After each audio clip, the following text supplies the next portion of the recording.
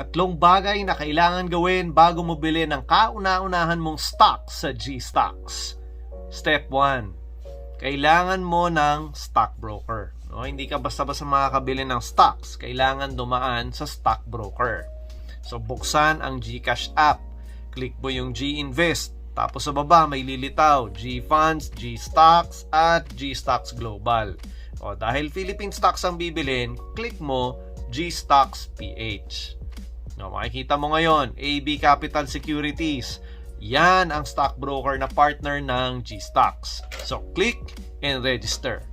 O, tapos ayan, hintay ka ma-approve within 7 banking days. Legit ba yan? Uy, syempre legit yan.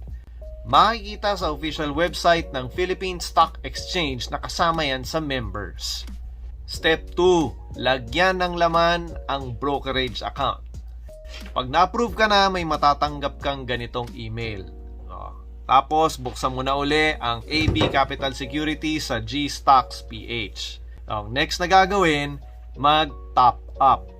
Galing sa GCash wallet ang pera, kaya siguraduhin may laman. Guys, paalala, since nandito kayo sa klase ko, long-term investing ang pag-aaralan natin. Hindi ako magtuturo ng short-term trading. So, hindi ito sideline, hindi ito income replacement. So, kung gusto mo maging trader, hanap ka ng ibang teacher. Okay, so dahil ito ay long-term investing, huwag gagamitin dito ang pera na pangkain, emergency fund, o kaya pambayad sa tubig, kuryente, at iba pang katulad nito. In short, don't invest money you will need soon.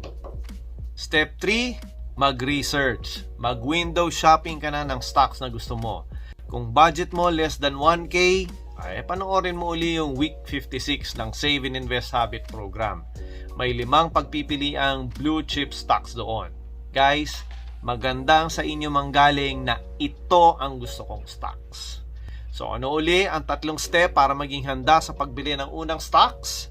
Step 1, open an account with a stockbroker. Step 2, fund your brokerage account. Step 3, research the stocks you want to buy. Pagkatapos yan, ready ka na. Standby na for week 57.